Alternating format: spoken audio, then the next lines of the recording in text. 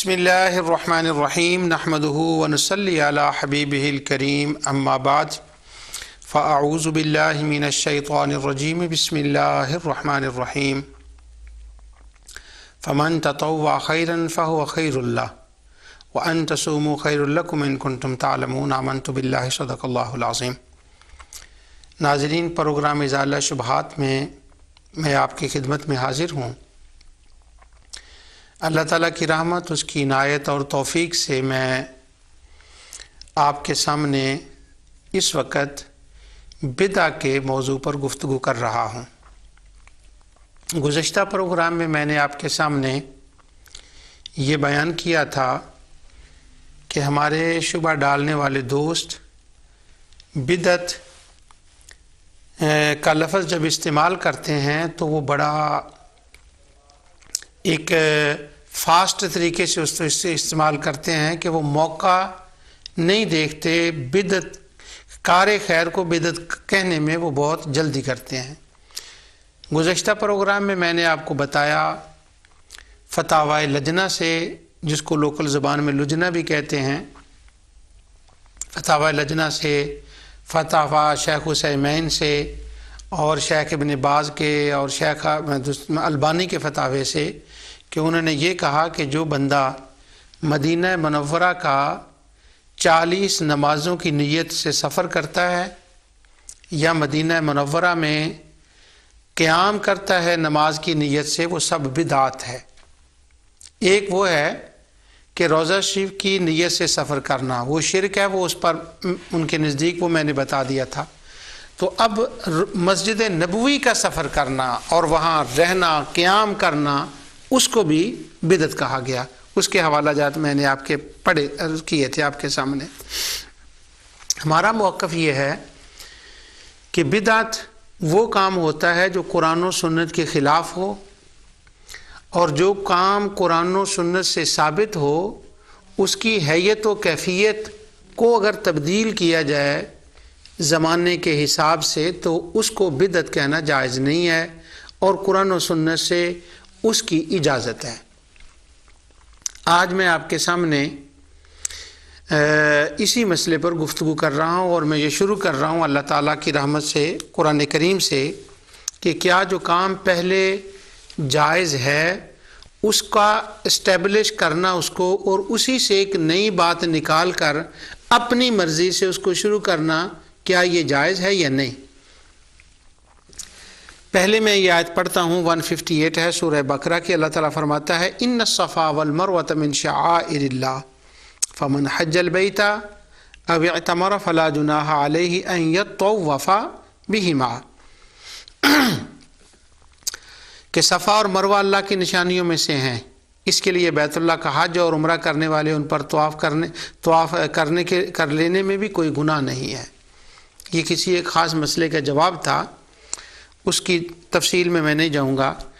آگے اللہ تعالیٰ فرماتا ہے حج اور عمرہ کرنے کے وقت جو سعی کی جاتی ہے ایک تو وہ درست ہے، اور وہ من تطوع خیرا، اور جو کوئی بندہ اپنی خوشی سے کوئی کار خیر کرے، یعنی کام وہ خیر کا ہو، نیک ہو، قرآن و سنت سے ثابت ہو، اس کی اصل ہو، اور پھر وہ اپنی مرضی سے کرے، فَإِنَّ اللَّهَ شَاكِرٌ عَلِيمٌ، تو اللہ تعالیٰ جو کار خیر ہیں ان کے کرنے والوں کے لیے بڑا قدردان ہے، ان کے اس کام کو وہ قبول فرماتا ہے۔ شاکر کا لفظ ہے، اور شاکر کا معنی جب اس کی نسبت بندوں کی طرف ہو تو اس کا معنی یہ ہوتا ہے کہ اللہ تعالیٰ کی دی ہوئی نعمت پر بندہ شکر کرتا ہے، اور جب شاکر اللہ تعالیٰ کے لیے استعمال ہو تو اس کا معنی یہ ہوتا ہے اللہ تعالیٰ اس کام کو قبول فرماتا ہے۔ تو یہاں یہ کہا گیا جو اپنی خوشی سے کار خیر کرے اللہ اسے قبول فرماتا ہے۔ اسی سورہ بقرہ میں یہ دوسری جگہ بھی آیا ہے کہ اللہ تعالیٰ نے رمضان المبارک کے احکام کو بیان کرتے ہوئے فرمایا کہ تم پر روزے رمضان کے فرض ہو گئے، اور تم میں سے جو مریض ہوں یا سفر پر ہوں وہ دوسرے دنوں میں روزے رکھ لیں۔ یہ کہ بیان کرنے کے بعد یہ حکم یوں ہے کہ جو پرماننٹ مریض ہیں ان کے لیے ایک حکم ہے، یا یہ منسوخ کہہ لیں، میں اس بحث میں نہیں جانا چاہتا، کہ اللہ تعالیٰ فرماتا ہے جو پرماننٹ مریض ہے وہ کیا کرے، وَعَلَى الَّذِينَ يُطِيقُونَهُ فِدْيَةٌ طَعَامُ مِسْكِينٍ، وہ ایک بندے کو ایک وقت کا کھانا کھلائے۔ اب حکم یہ ہے کہ مریض روزہ جو نہ رکھ سکے وہ ایک بندے کو کھانا کھلائے، یہاں تک حکم آ گیا۔ اس کے بعد آیا فَمَن تَطَوَّعَ خَيْرًا، اور جو اپنی خوشی سے، اپنے ارادے سے خود اور نیک کام کرنا چاہے، فَهُوَ خَيْرُ اللَّهِ، یہ اس کے لیے بہتر ہے۔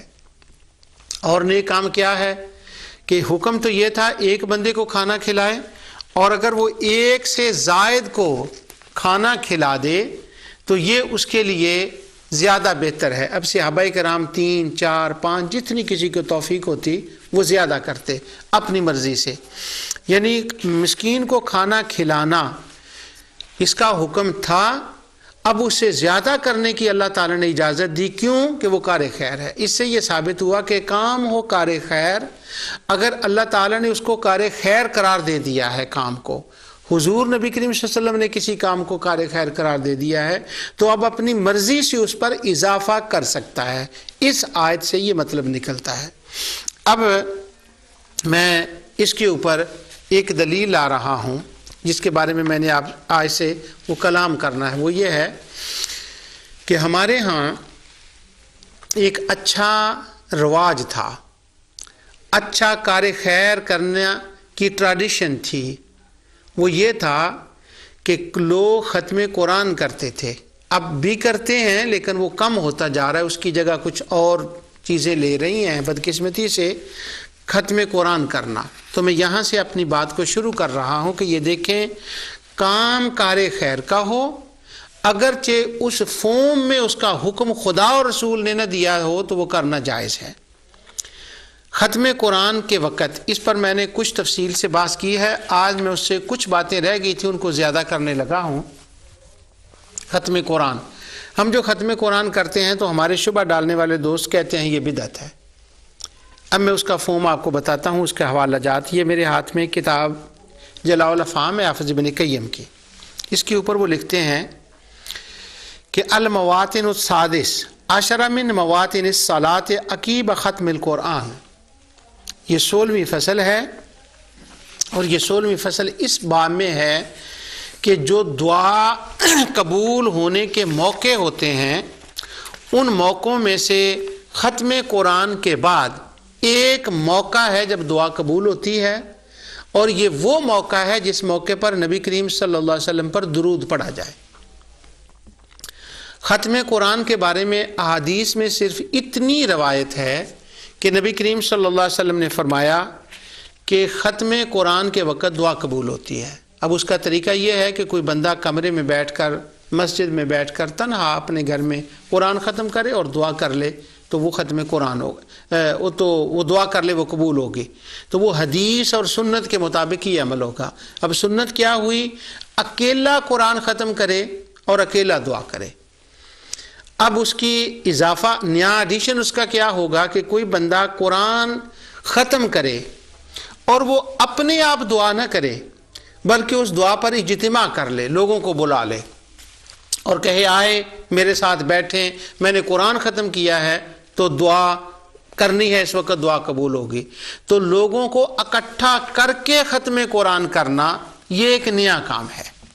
یہ نبی کریم صلی اللہ علیہ وسلم نے یوں ہدایت نہیں فرمائی تھی کہ جب تم ختم قرآن کرو تو لوگوں کو بھی بلا لیا کرو اور ختم قرآن کیا کرو، یہ قرآن میں ایسا نہیں تھا۔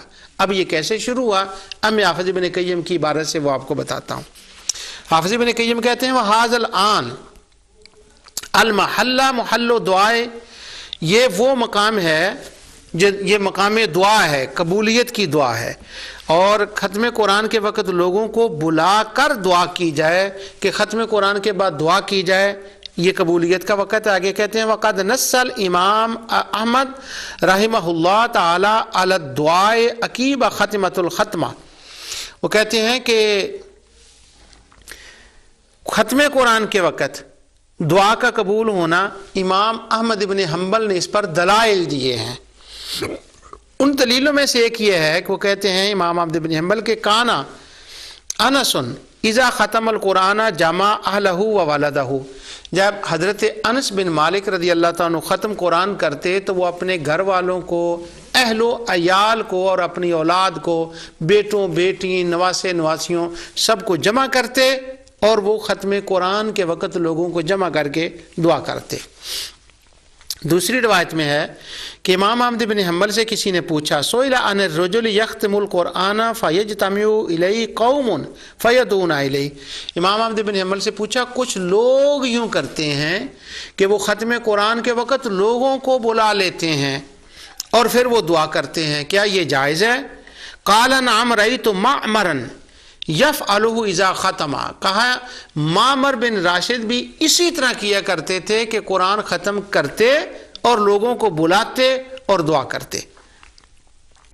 وقال فی روایت حرب استحب اذا ختم الرجل القرآن ان یجمع اہلہ ویدعا، دوسری روایت میں جو حرب کی روایت اس میں یہ ہے کہ یہ امام احمد بن حنبل نے فرمایا کہ یہ مستحب ہے کہ جب کوئی قرآن ختم کرے تو اہل و عیال کو بلائے اور دعا کرے۔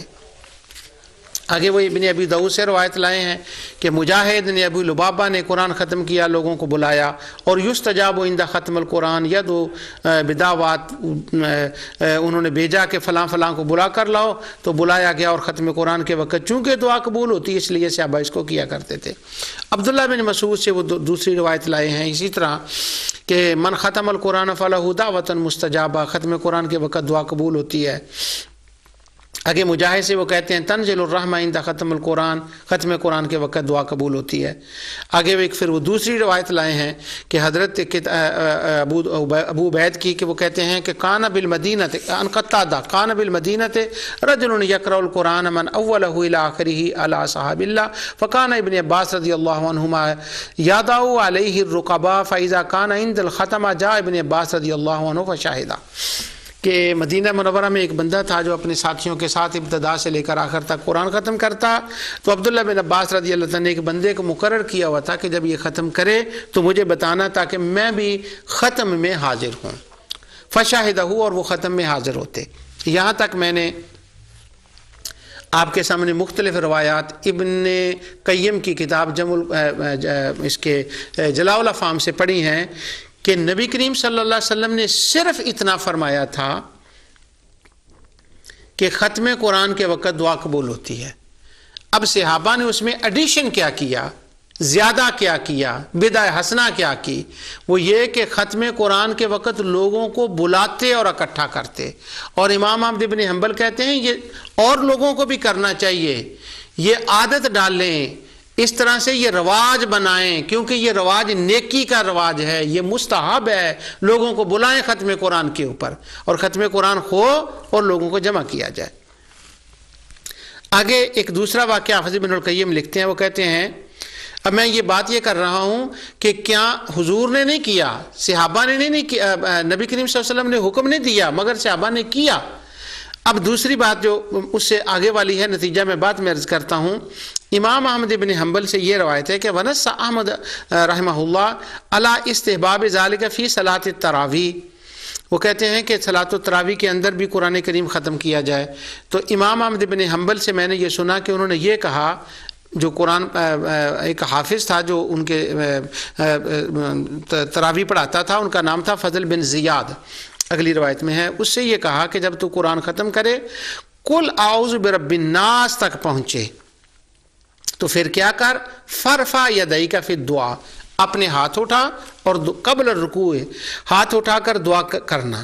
وہ جو فضل بن زیاد تھا اس کو امام احمد بن حنبل نے یہ کہا کہ قل اعوذ برب الناس پر پہنچ کر ہاتھوں کو اٹھا کر دعا کر، یہ قبولیت کا وقت ہے اور دعا قبول ہوگی۔ اس سے پہلے فضل بن زیاد نے یہ کبھی کام نہیں کیا تھا اور نہ انہوں نے کبھی کسی کو کرتے دیکھا تھا، اور فرسٹ ٹائم امام احمد بن حنبل ان کو یوں کہہ رہے ہیں کہ یوں کر۔ اب یہ ایک نیا کام ہے، لیکن کیا ہے، امام احمد بن حنبل کو یہ کیسے جرت ہوئی کہ وہ یہ کہیں وَمَن تَطَوَّعَ خَيْرًا، کام نیک تھا، اور ان کا داعیہ دل نے یہ کہا کہ جب وَمَن تَطَوَّعَ خَيْرًا ہے تو یوں کرو، تو امام احمد بن حنبل نے کہا ہاتھ اٹھا کر دعا کرنا۔ آگے سے وہ بندہ پوچھتا ہے، اس نے یہ کہا کہ قلت الی ای شیء تذهب فی ھذا، اس کی دلیل کیا ہے یہ جو آپ نے مجھے کہا ہے۔ اب امام احمد بن حنبل دلیل دے رہے ہیں، اور بڑی قابل توجہ دلیل ہے۔ وہ دلیل یہ ہے، اب میں یہ سوچ رہا تھا جب یہ میں پڑھ رہا تھا، میں نے نیکسٹ لائن نہیں پڑھی تھی، تو میں نے کہا جب اس نے کہا نا کہ دلیل دیں، اس کے اوپر دلیل ہے، تو امام احمد بن حنبل یوں شروع ہوں گے، قرآن کی فلاں آیت میں لکھا ہے، حضور نبی کریم صلی اللہ علیہ وسلم نے فلاں حدیث میں فرمایا ہے، حضرت ابو بکر نے کیا ہے، حضرت عمر نے کیا ہے، حضرت عثمان نے کیا ہے، حضرت علی نے کیا ہے، یا چلو صحابہ کا چھوڑ کر وہ صرف حضور خدا اور رسول کا فرمان بتاتے۔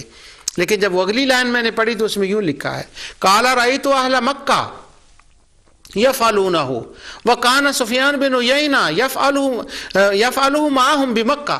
انہوں نے کہا بس میں نے مکے کے لوگوں کو دیکھا تھا کہ جب وہ قرآن ختم کرتے نا تراویح میں، تو قل اعوذ برب الناس کے بعد وہ ہاتھ اٹھا کر دعا کر رہے تھے، اور ساتھ اور بات پکا کرنے کے لیے اتنی بات کہہ دی کہ سفیان بن عیینہ بھی ان لوگوں کے ساتھ ایسا کرتے تھے۔ یہ دلیل ہو گئی۔ مجھ سے اگر کوئی پوچھے کہ آپ میلاد النبی صلی اللہ علیہ وسلم کیوں کرتے ہیں، 12 ربیع الاول کو حضور کا ذکر خیر کرنے کے لیے محفل کیوں کرتے ہوں، تو اگر میں یہ جواب دوں، شام والے کرتے ہیں، وہ یمن والے کرتے ہیں، پاکستان والے کرتے ہیں، انڈونیشیا والے کرتے ہیں، مراکش والے کرتے ہیں، تو میری لوگ گردن اڑا دیں، وہ کہیں کہ کیا کہہ رہا ہے، لوگ کرتے ہیں؟ بھلا یہ بھی کوئی دلیل ہوتی ہے؟ قرآن کی آیت پڑھ، حدیث پڑھ، بخاری سے پڑھ، مسلم سے پڑھ، مجھے یوں کہیں گے۔ پر امام احمد بن حنبل کو تو کسی نے نہیں کہا اس وقت کہ تمہاری گردن کو یوں کر دیں گے، یفعلون مکہ، یہ بھی بھلا کوئی دلیل ہے؟ سفیان بن عیینہ کرتے تو کیا ہوا، یہ بھی کوئی دلیل ہے؟ قرآن حدیث پڑھے؟ انہوں نے کہا نہیں، وہ کرتے تھے۔ دوسری روایت میں ہے کہ عباس بن عبد العظیم کہتے ہیں کہ جب فضل بن زیاد نے کہا کہ دلیل کیا ہے، تو انہوں نے کہا ادرکت الناس بالبصرۃ و بمکہ، انہوں نے کہا میں نے مکے کے لوگوں کو دیکھا، بصرے کے لوگ بھی یہ کرتے تھے۔ وَيَرْوِي اہل المدینہ فی ھذا اشیاء، اور اہل مدینہ کے تو اس کے بارے میں کچھ روایات بھی بیان کرتے ہیں۔ تو پھر انہوں نے فضل بن زیاد نے کہا اچھا اگر مکے کے لوگ کرتے ہیں اور سفیان بن عیینہ کرتے ہیں تو میں بھی یہ کرتا ہوں، تو پھر جب میں کروں ایسا، تو میں نے کہا قلت، پھر میں نے کہا جب میں ایسا کروں تو کیا دعا کیا مانگوں؟ قال بما اشئت، انہوں نے کہا جو تیرا دل کرتا ہے تو دعا کر، جو چاہتا ہے۔ قال ففعلت كما امرني وهو خلفي يدعو قائما ويرفع يديه، میں نے یوں ہی دعا کی، امام احمد بن حنبل میرے پیچھے کھڑے تھے، انہوں نے بھی اسی طرح دعا کی۔ اب یہ جو عمل ہے جس کو حافظ ابن القیم نے امام احمد بن حنبل کا عمل بتایا اور لوگوں کا، یہ تو کسی حدیث میں نہیں آتا، نہ بخاری میں، نہ مسلم میں، نہ خدا کا فرمان، نہ مصطفیٰ کا فرمان، مگر انہوں نے تو ایسا کیا۔ تو اس کا مطلب یہ ہوا کہ اگر کوئی کام نیک ہو، قرآن و حدیث کے خلاف نہ ہو، رب سے دعا مانگنی ہو، تو وہ کام اگر نئے فارم، نئے حیت و کیفیت میں کیا جائے تو وہ جائز ہے، اور امام احمد بن حنبل اس کو انکرج کر رہے ہیں، نہ اس کے ابن قیم نے رد کیا ہے، نہ امام احمد بن حنبل نے اس کو ناجائز کہا ہے۔ اب ہمیں کیا چاہیے؟ ختم قرآن کیا کریں اور لوگوں کو بلایا کریں اور ختم قرآن پر محفل کریں جس طرح سے انہوں نے کی ہے۔ اب محفل میں آگے بھی آپ کو بتاتا ہوں ختم قرآن کی محافل۔ ختم قرآن کی بات ہو گئی، اب اس پر ایک سوال چھوٹا سا ذہن میں ہے، شاید وہ کسی کے اور ذہن میں بھی آ جائے، کہ آپ لوگ جب ختم قرآن کرتے ہیں تو آپ تو یوں کرتے ہیں کہ ختم قرآن کرنے کے بعد اس کا ثواب بھی کسی کو بخشتے ہیں، تو کیا اس کی بھی کوئی دلیل ہے کہ ختم قرآن کیا جائے اور اس کا ثواب کسی کو پہنچایا جائے، کسی کو اور کو بخش دیا جائے؟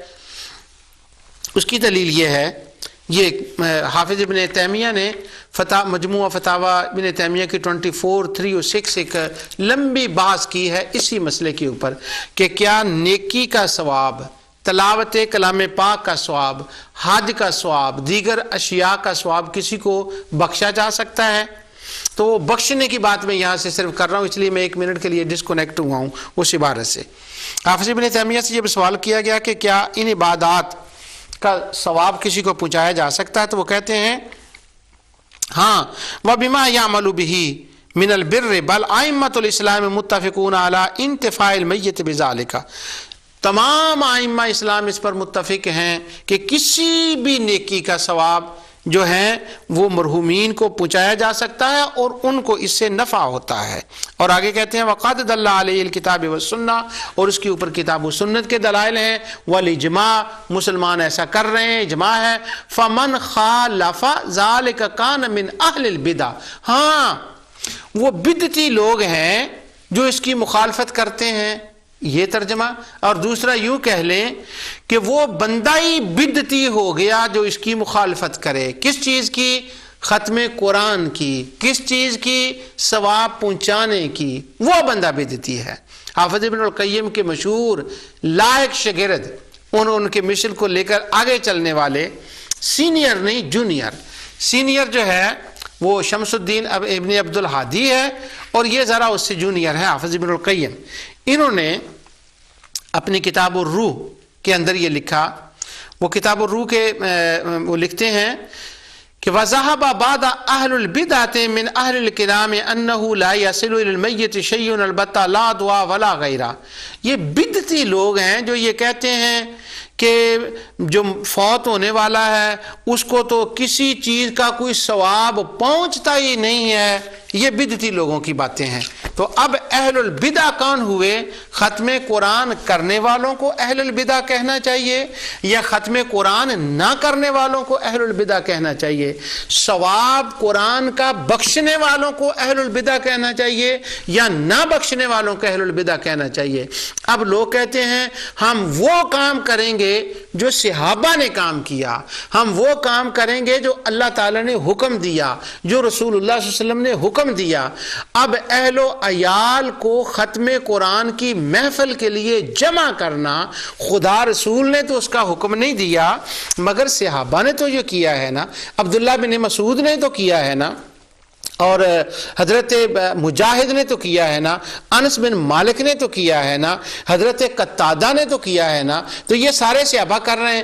اب اس کا نتیجہ کیا ہونا چاہیے؟ وہ جو لوگ ہمہ وقت ہم سے میلاد ختم کے بارے میں صحابہ سے طلب دلیل کرتے ہیں، یہ دلیل تو صحابہ کی ہے۔ اب کیا ہونا چاہیے تھا؟ ان لوگوں کو میلاد وہ نہ کریں، کیوں؟ ان کے سٹینڈرڈ کے مطابق میلاد کی دلیل ان کو 12 ربیع الاول کو نہ ملی، کوئی بات نہیں، لیکن یہ ختم قرآن کی دلیل تو مل گئی۔ اب اس پر تو یہ ہونا چاہیے تھا کہ ان کے گھروں میں ختم قرآن ہوتے، ان کے مدارس میں ہوتے، اور ان کی درس گاہوں میں ہوتے، یونیورسٹیز میں ہوتے، مساجد میں ہوتے، لیکن میری زندگی اتنی گزر گئی ختم قرآن کی محفل کے اشتہار لگایا جائے، بلایا جائے، آج فلاں تاریخ کو فلاں صاحب نے ختم قرآن کرنا ہے، اس نے قرآن ختم کرنا ہے، آئیں، گھر والے آئیں، بیٹھیں اور دعا کریں، یا اس کے اوپر انکرج کیا جائے۔ کبھی ایسا نہیں ہوتا۔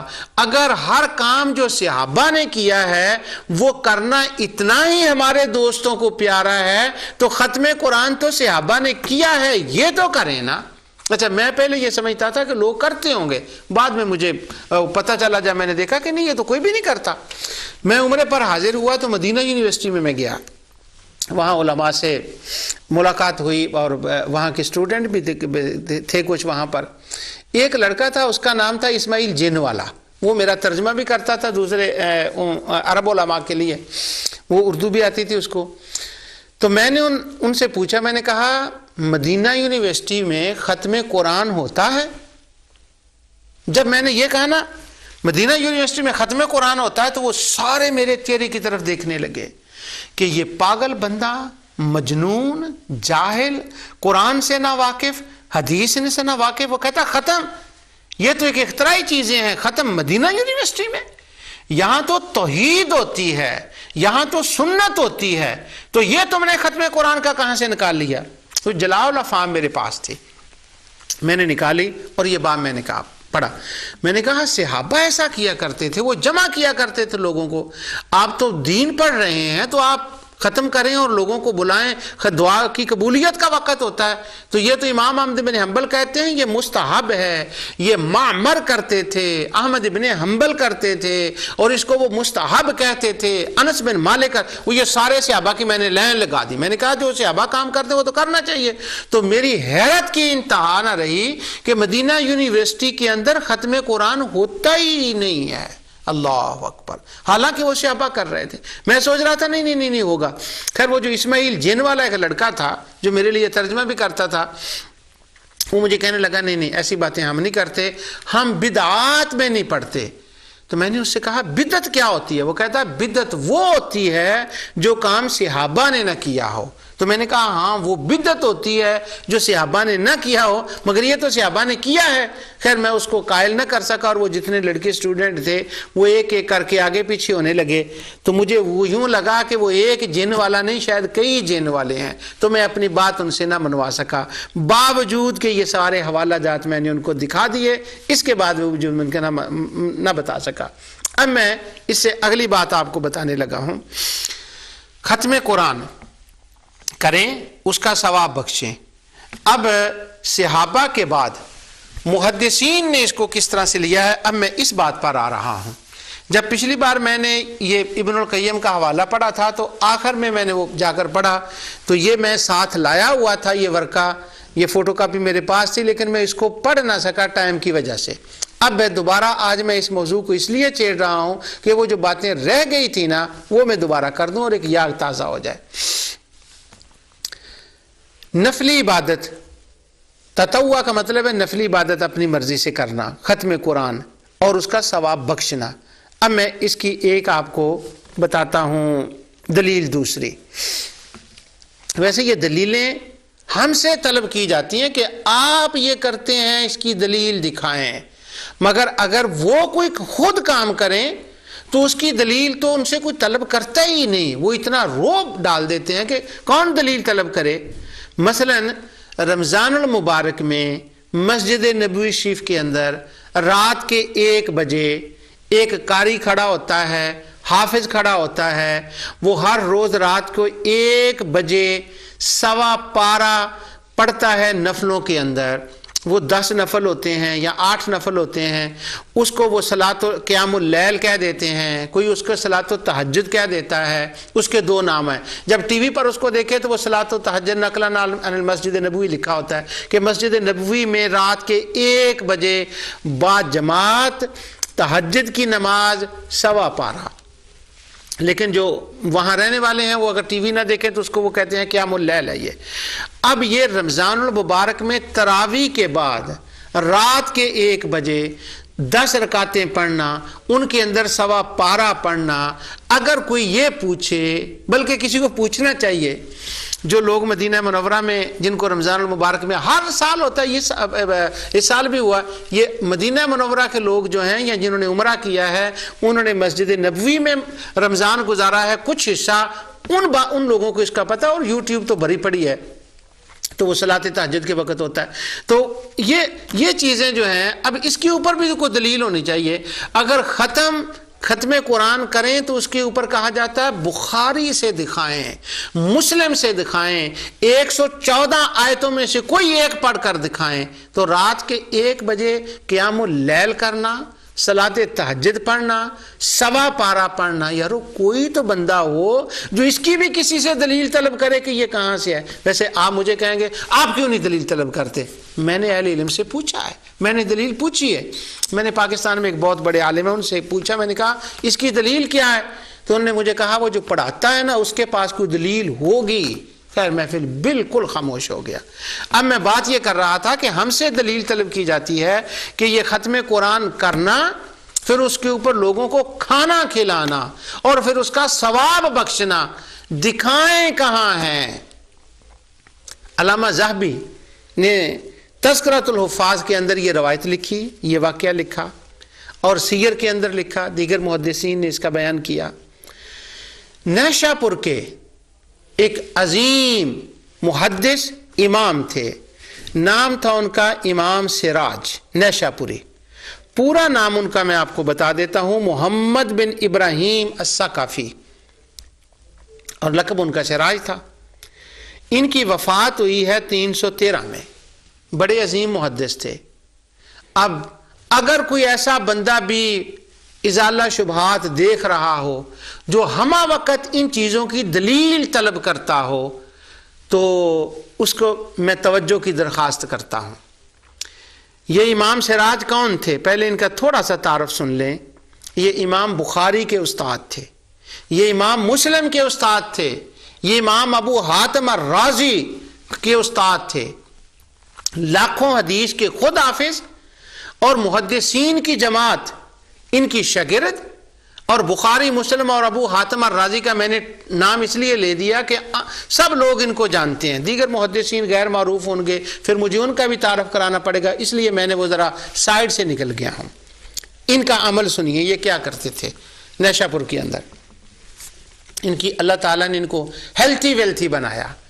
ہیلتھ کا مطلب ہے کہ صحت، اور ویلتھ کا مطلب ہے پیسے والے۔ اللہ تعالیٰ نے ان کو علم کی دولت بھی دی اور دنیا کی دولت بھی دی، مال بھی تھا ان کے پاس۔ یہ کیا کرتے؟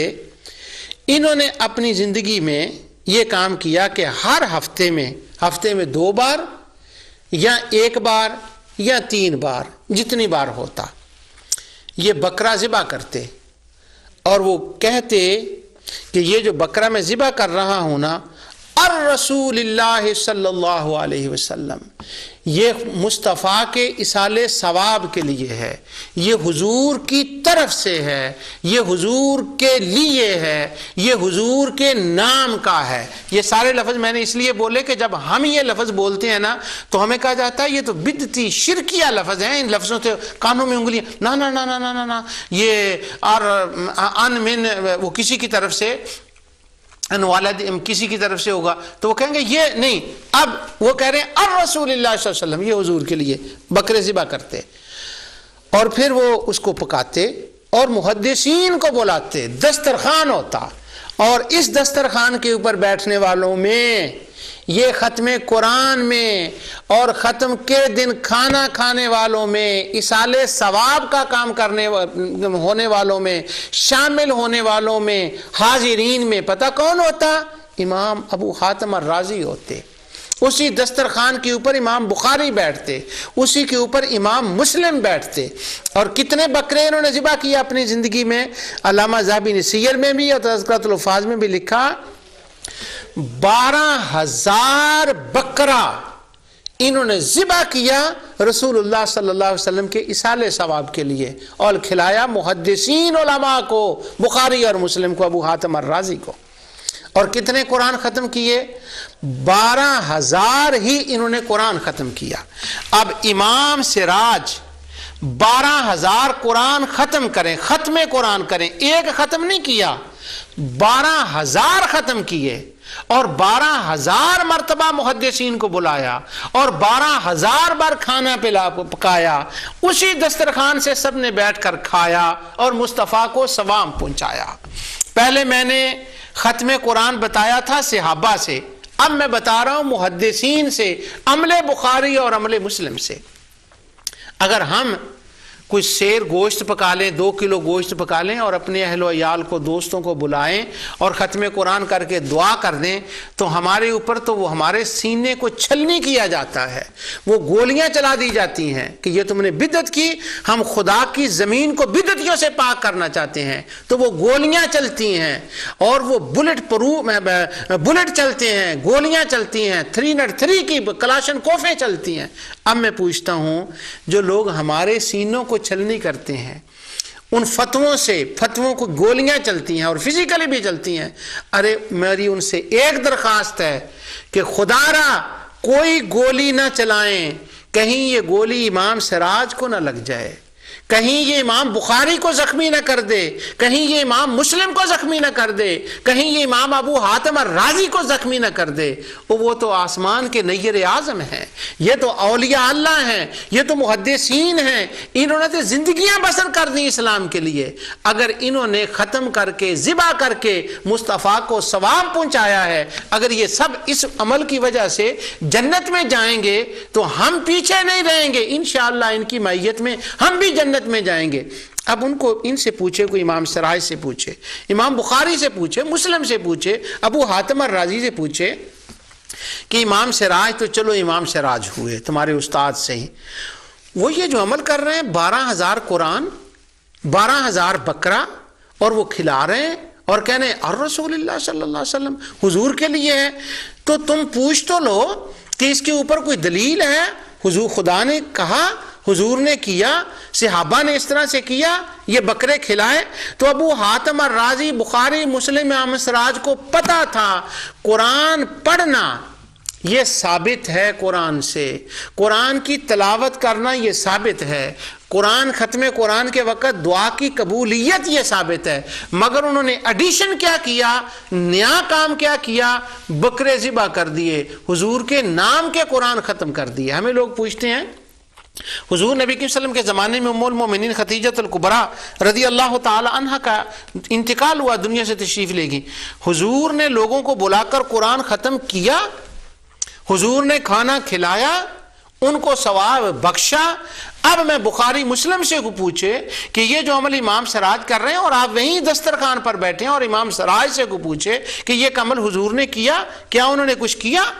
لیکن ان کو پتا تھا کار خیر اس حیت و کیفیت میں ہوا ہے، نہیں حضور نے نہیں کیا، کوئی بات نہیں کیا۔ فمن تطوع خیرا فإن اللہ شاکر علیم، جو اپنی مرضی سے نیک کام کرتا ہے اللہ ان کا قدردان ہے۔ یہ آیت امام بخاری کو بھی آتی تھی، امام مسلم کو بھی آتی تھی، ابو حاتم الرازی کو بھی آتی تھی، یہ آیت امام سراج کو بھی آتی تھی، اور جتنے محدثین ان کے دسترخوان پر بیٹھتے ان دعاؤں میں شامل ہوتے سب کو آیت آتی تھی، بس وہ آیت کو پڑھ کر اپنے رب کی رحمت کی امید کرتے اور وہ کہتے یہ کام ٹھیک ہے۔ اب میں نے ختم قرآن کے اوپر آپ کو یہ دوسری دلیل جو ہے وہ دے دی۔ علامہ ذہبی کو یہ بات کھٹکی، انہوں نے اس کی طرف ایک اشارہ کیا، وہ ایک حدیث لائے ہیں کہ نبی کریم، اور خود علامہ ذہبی نے اس حدیث کو تلخیص حاکم کے اندر صحیح کہا ہے، امام حاکم کی کتاب ہے مستدرک، اس کی تلخیص کی ہے علامہ ذہبی نے اور اس کے رجال پر بحث کی ہے۔ تو وہ تلخیص میں جب اس حدیث کا انہوں نے ذکر کیا تو انہوں نے کہا یہ حدیث صحیح ہے کہ نبی کریم صلی اللہ علیہ وسلم نے سیدنا علی رضی اللہ تعالیٰ عنہ کو حکم دیا میرے لیے ہر سال ایک قربانی کرنا۔ اب قربانی فرض ہوتی ہے، واجب ہوتی ہے جو بندہ زندہ ہو، تو جو دنیا سے چلا جائے اس کے لیے قربانی کرنی نفل ہوتی ہے۔ تو حضور نے فرمایا یہ نفلی کام میرے لیے کرنا۔ حضرت علی ساری زندگی کرتے رہے، تو علامہ ذہبی نے اس کی طرف اشارہ کیا ہے کہ جس طرح حضور ساری زندگی، حضرت علی ساری زندگی حضور نبی کریم صلی اللہ علیہ وسلم کے لیے قربانی کرتے رہے، اسی طرح امام سراج نے 12,000 قربانی نبی کریم صلی اللہ علیہ وسلم کے لیے کی اور 12,000 ختم قرآن کیا۔ سبحان اللہ۔ اور یہ مستجاب الدعوات تھے، اللہ تعالیٰ نے ان کو اس عمل کی وجہ سے مستجاب الدعوات جو ہے وہ بنا دیا۔ اس کے بعد ایک دوسرا میں واقعہ اس کا سناتا ہوں۔ خطیب بغدادی نے تاریخ بغداد کے اندر مختلف سندوں کے ساتھ اس واقعہ کو لکھا۔ وہ کہتے ہیں ایک بزرگ تھے، ان کا نام تھا علی بن موفق العابد، جن کو ہم علی بن موفق پڑھتے ہیں نا، یا موفق پڑھتے ہیں، کبھی ان کو موفق پڑھتے ہیں کبھی موفق پڑھتے ہیں، اصل میں اس کی پروناؤنسیشن موفق ہوتی ہے، لیکن موفق بھی ٹھیک ہے موفق بھی ٹھیک ہے، چلتا ہے۔ تو یہ علی بن موفق العابد، تاریخ بغداد کے اندر ان کا تذکرہ ہے۔ یہ بڑے اللہ والے بزرگ تھے، امام احمد بن حنبل کے ہم اثر، یحییٰ بن معین کے ہم اثر، ان محدثین کے طبقے میں سے تھے۔ ان کا یہ کمال تھا، ان کا یہ عمل دیکھیں۔ انہوں نے کہا کہ میں نے اپنے شیخ کو دیکھا تھا کہ وہ نبی کریم صلی اللہ علیہ وسلم کے لیے ختم دلاتے، ختم قرآن کرتے، لوگوں کو کھانا کھلاتے۔ انہوں نے اپنے شیخ کو یہ عمل کرتے دیکھا، ان کی محفل میں یہ حاضر ہوتے رہے۔ اب ان کا اپنا عمل، وہ کہتے ہیں میں نے 60 حج کیے اور ہر حج پر میں نے یہ نیت کی، سوائے فرض حج کے ہر نیت پر حج کی کہ یہ حج جو میں کس کی طرف سے کر رہا ہوں، الرسول اللہ صلی اللہ علیہ وسلم، یہ حضور کو ثواب پہنچانے کے لیے حج کر رہا ہوں۔ کیا بات ہے، ہر حج حضور صلی اللہ علیہ وسلم کے لیے۔ اور انہوں نے 12,000 قرآن ختم کیے، اور 12,000 میں سے 170 قرآن ایسے ختم کیے کہ ان 170 قرآن کے اوپر انہوں نے بکرے ذبح کیے، محدثین کو بلایا، ان کو کھانا کھلایا، اور 12,000 قرآن، 60 حج اور 170 بکرے ذبح کیے۔ اور آخری جملہ بڑا کمال کا ہے، وہ کہتے ہیں وَجَعَلْتُ أَعْمَالِي كُلَّهَا لِلنَّبِيِّ صلی اللہ علیہ وسلم۔ تاریخ بغداد میں خطیب بغداد نے کہا، انہوں نے کہا میرے حج، میرے یہ بکرے، میرا 12,000 قرآن کا ختم، یہ تو ایک طرف رہے، وہ کہتے ہیں میری زندگی کا ہر عمل اپنی ذات کے لیے ہے، نہیں ہے، کلھا للنبی صلی اللہ علیہ وسلم، ادھر میں عمل کرتا اور ادھر ثواب مصطفیٰ کی بارگاہ میں پیش کر دیتا۔ سبحان اللہ۔ اب ان کا یہ اس کی وجہ سے یہ بڑے مقبول ہوئے۔ اللہ تعالیٰ نے ان کو زندگی میں، تاریخ بغداد میں ہے کہ قبولیت کی بشارت دے دی، کہ رکا لکھا ہوا آ گیا، اس کے اوپر لکھا ہوا تھا میں تمہارا رب ہوں اور میں تمہیں بشارت دیتا ہوں تمہارے سارے اعمال جو ہیں وہ قبول ہو گئے۔ ان کی وفات ہو گئی، امام احمد بن حنبل بھی فوت ہو گئے۔ تو امام احمد بن حنبل کے جاننے والوں میں ایک کوئی احمد، ان کے بیٹے کوئی تھے احمد بن عبداللہ الحفار، انہوں نے امام احمد بن حنبل کو خواب میں دیکھا۔ تو خواب میں دیکھنے کے بعد انہوں نے پوچھا آپ کے ساتھ اللہ نے کیا معاملہ کیا؟ انہوں نے کہا کہ اللہ نے مجھے بخش دیا۔ تو انہوں نے کہا وہ شیخ زمانہ علی بن موفق العابد، ان کا حال سنائیے، ان کا حال کیا ہوا؟ تو امام احمد بن حنبل نے کہا ان کا حال یہ ہوا ہے، ان کا حال یہ ہوا ہے، ان کا حال یہ ہوا ہے کہ میں نے جب بھی ان کو دیکھا وہ خدا کے عرش کے قریب بھی رہتے ہیں، انہی جلووں میں مست رہتے ہیں، وہاں گم رہتے ہیں۔ ان کے وہ جو اعمال تھے نا ختم قرآن والے، اللہ نے ان کے صدقے ان پر یہ کرم کیا کہ اپنے عرش کے پاس ان کو جگہ دے دی اور وہاں رحمت کے سائے میں رہتے ہیں۔ یہ امام احمد بن حنبل رضی اللہ تعالی عنہ نے خواب میں اس کو یہ بتایا۔ اب ختم قرآن کی 1 منٹ کے لیے میں تاریخ میں پھر واپس آتا ہوں۔ کام ہو نیا، قرآن کے خلاف نہ ہو، حدیث کے خلاف نہ ہو، اس کام کا کام کرنا جائز ہے۔ صحابہ کرام نے ختم قرآن کیا، اس کا قرآن حدیث میں حکم نہیں تھا کہ ختم قرآن کر کے لوگوں کو بلاؤ، وہ بھیجتے، ان کو بلاتے، وہ آتے۔ اب امام احمد بن حنبل نے اس کو مستحب کہا۔ پھر امام احمد بن حنبل نے تراویح کے اندر ختم قرآن کے بارے میں ایک خاص ترکیب سے دعا کرنے کی ایک نئی بدعت ایجاد کی، نیا کام ایجاد کیا۔ اب جب انہوں نے کہا کہ اس طرح سے کرو، تو وہ فضل بن زیاد نے ان سے سوال کیا کہ اس کی دلیل کیا ہے؟ تو وہ دلیل کیا دیتے ہیں؟ رأیت اہل مکہ یفعلون، مکے والے کرتے ہیں، سفیان بن عیینہ کرتے ہیں۔ سبحان اللہ۔ اب اس کا مطلب یہ ہوا کہ جب مسلمان کوئی کام کریں، وہ کام قرآن حدیث کے خلاف نہ ہو، اللہ تعالیٰ کی رضا کے لیے ہو، دین کی اشاعت کے لیے ہو، تو اس کام کو بدعت کہنا امام احمد بن حنبل کے نزدیک درست نہیں ہے۔ وہ کہتے ہیں اس کے لیے اتنی دلیل کافی ہے کہ کوئی عالم اس کو کر لے۔ ہمارے علماء میں سے اگر کوئی کام یہ کرے، مثلا میں کوئی ایک کام دیکھوں کہ کوئی بندہ کرتا ہے، شب برات کو رات کو جاگتا ہے، ساری رات مسجد کے اندر بسر کرتا ہے، تو مجھ سے کو پوچھے کہ یہ ساری رات مسجد کے اندر بسر کرنی جائز ہے؟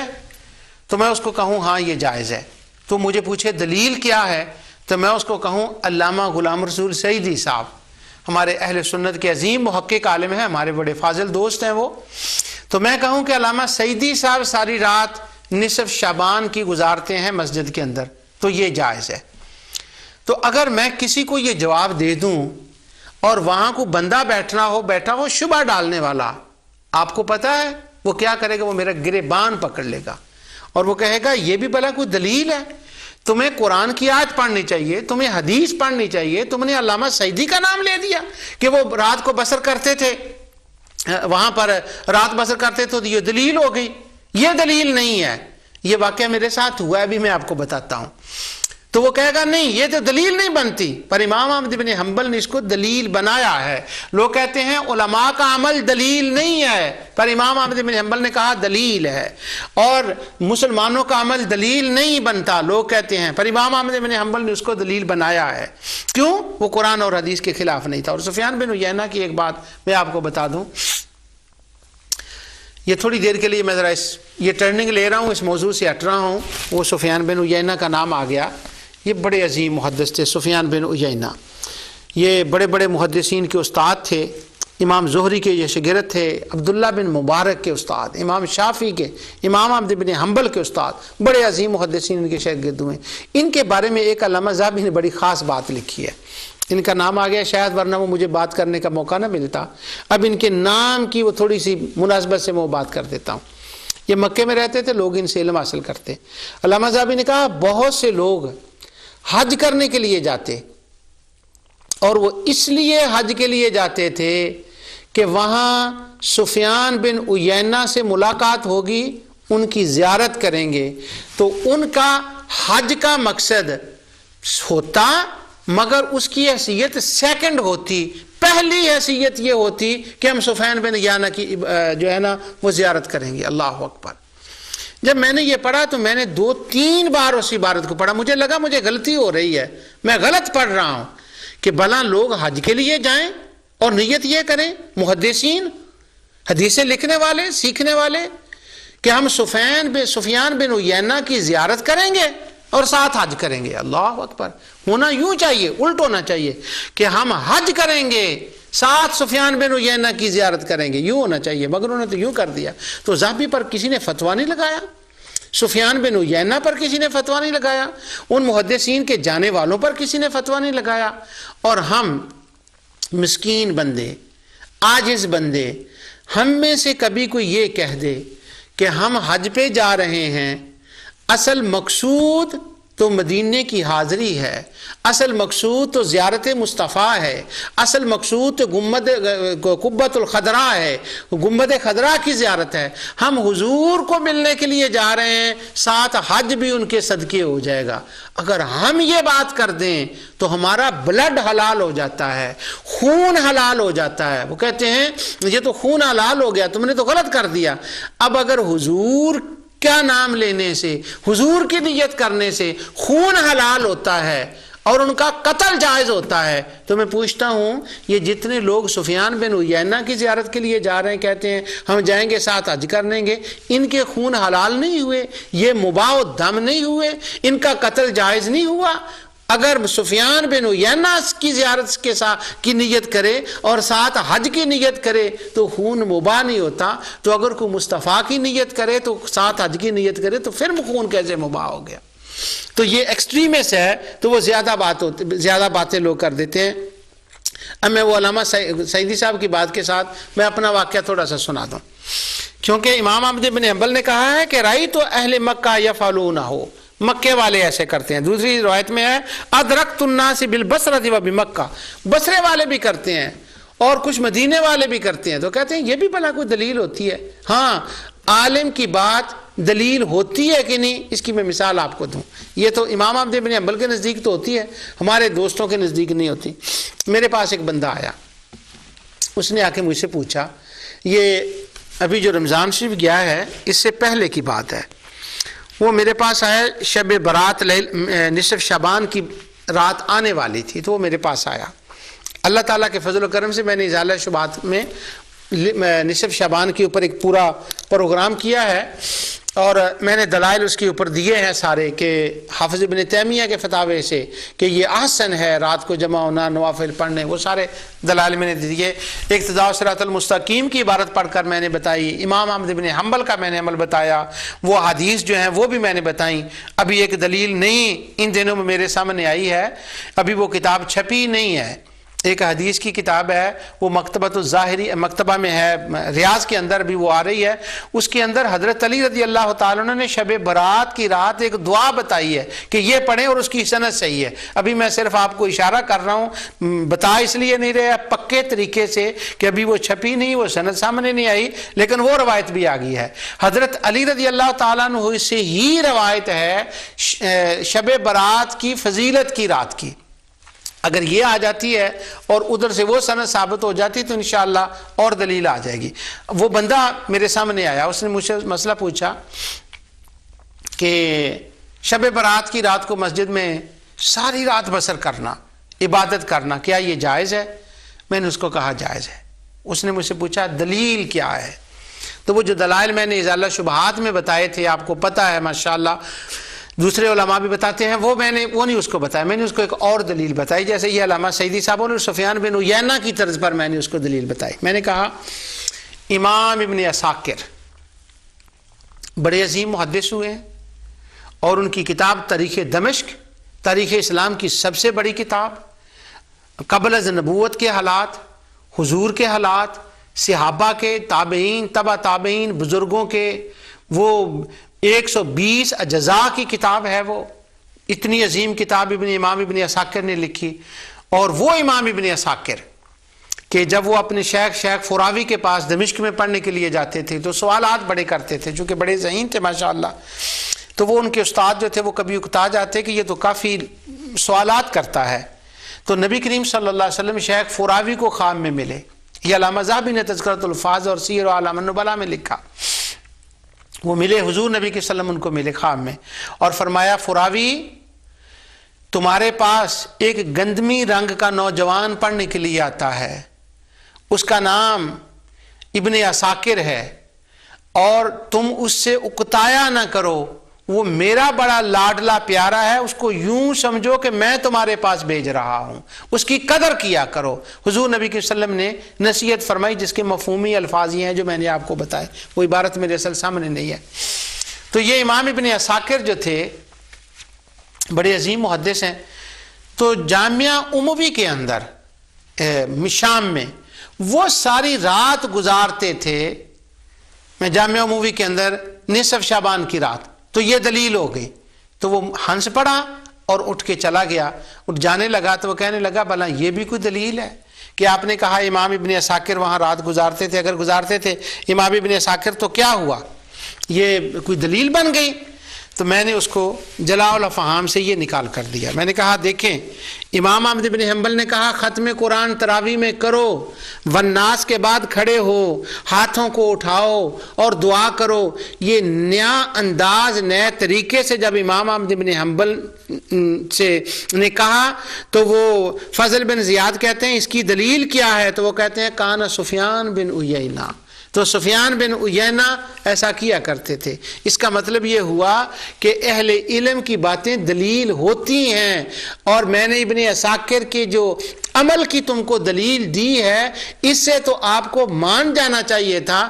اگر امام احمد بن حنبل نیک کام ہو، اللہ کی عبادت کا کام ہو، حضور نے شب برات کو ساری رات مسجد میں نہیں گزاری اور ابن عساکر نے گزاری ہے، تو جب میں آپ کو دلیل دے رہا ہوں تو آپ کو مان لینی چاہیے۔ جیسے امام احمد بن حنبل نے، حضور نے والناس کے بعد یہ نہیں کہا تراویح میں قرآن پورا ختم کرو، والناس پر جاؤ، پھر ہاتھ اٹھاؤ، پھر دعا کرو، پچھلے بھی دعا کریں، امام بھی دعا کرے، یہ حضور نے ایسا نہیں حکم فرمایا، نہ کیا ہے، مگر امام احمد بن حنبل کہتے ہیں یہ جائز ہے۔ کیوں؟ سفیان بن عیینہ نے کیا ہے۔ تو اگر سفیان بن عیینہ کا عمل امام احمد بن حنبل کے لیے دلیل بن سکتا ہے تو میں نے اس نوجوان سے کہا ابن عساکر کا عمل جو اتنے بڑے محدث ہیں تمہارے لیے دلیل نہیں بن سکتا۔ اس نے سر ہلایا اور وہ چلا گیا۔ مجھے افسوس کہ میں اس سے کچھ نہ منا سکا۔ یہ دلیل بھی تھی، امام احمد بن حنبل کا بھی دکھایا، ابن القیم کا بھی دکھایا، اور پھر میں نے سوچا کہ اب میں کیا کر سکتا ہوں، تو میں نے اللہ کے حضور اس کے لیے دعا کر دی۔ اگر دلائل اپنی جگہ پر ہیں، اگر کوئی دلیل نہ مانے تو دعا کر دیں، پھر اللہ کے حضور اس کا معاملہ ہے۔ تو ختم قرآن جو ہے یہ ضرور کریں۔ اب ختم قرآن کے بارے میں یہ عرض کروں آپ کو، یہ ایک اچھا کام ہے، لیکن اس کا ہم کرتے ہیں اس کے، اب تو یہ بہت آہستہ آہستہ ختم قرآن کی محافل جو ہیں یہ کم ہوتی جا رہی ہیں، ہمیں اس کو رواج دینا چاہیے۔ کیوں؟ انس بن مالک نے کیا ہے، عبداللہ بن مسعود نے کیا ہے۔ اگر آپ سے کوئی پوچھے کہ یہ میلاد کی محفل کی ہے، کیا عبداللہ بن مسعود نے کی ہے، انس بن مالک نے کی ہے، اس طرح سے 12 ربیع الاول کو اس حیت اور کیفیت کے ساتھ، چلو اس میں تو آپ انس بن مالک کا نام نہیں لے سکتے، عبداللہ بن مسعود کا نام نہیں لے سکتے، حضرت عبداللہ بن عباس کا نام نہیں لے سکتے، مگر ختم قرآن میں تو یہ کر سکتے ہیں نا کہ محفل کھل کے کریں، اور اگر محفل میں کوئی آئے اور وہ پوچھے کہ یہ کہاں ثبوت ہے تو انس بن مالک کا نام لے دیں، عبداللہ بن مسعود کا نام لے دیں، تو یہ کریں۔ اب اس کا طریقہ کار کیا ہے؟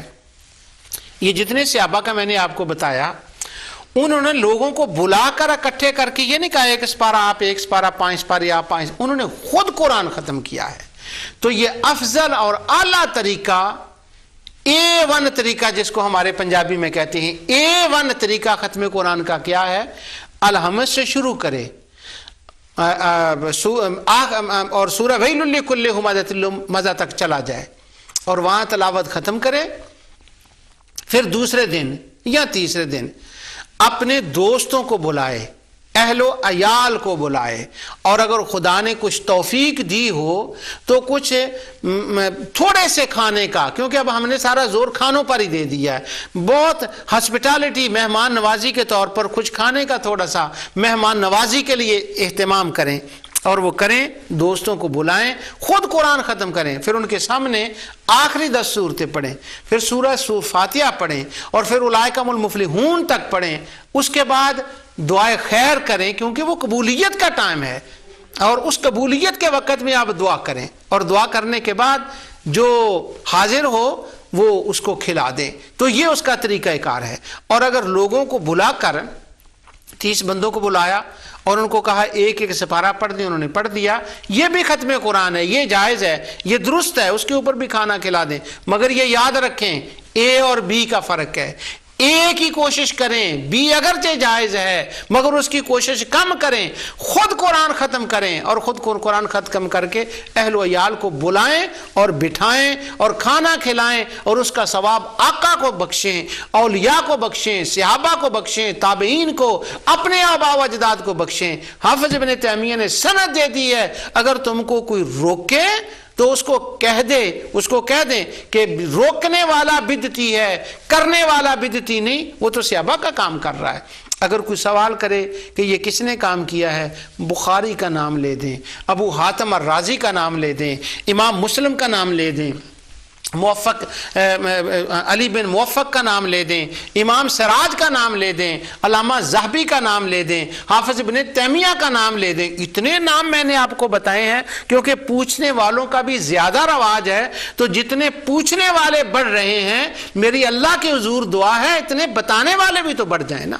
ابھی ایک پچھلے ہفتے یہ میرے نوٹس میں بات لائی گئی کہ پاکستان کے اندر ایک یہ مسئلہ شروع ہو گیا ہے کہ کچھ عورتیں گھروں میں جب وہ اہتمام کرتی ہیں، ان کو 10-10 ہزار روپیہ تنخواہ لگا دی گئی ان کی، کہ آپ کسی محفل میں میلاد میں کوئی ہو جائیں اور پوچھیں کہ یہ کہاں لکھا ہے، کیا حضور نے کیا ہے، ہم تو ایسا نہیں کرتے، ان کا یعنی ہر جگہ سے یہ پوچھیں۔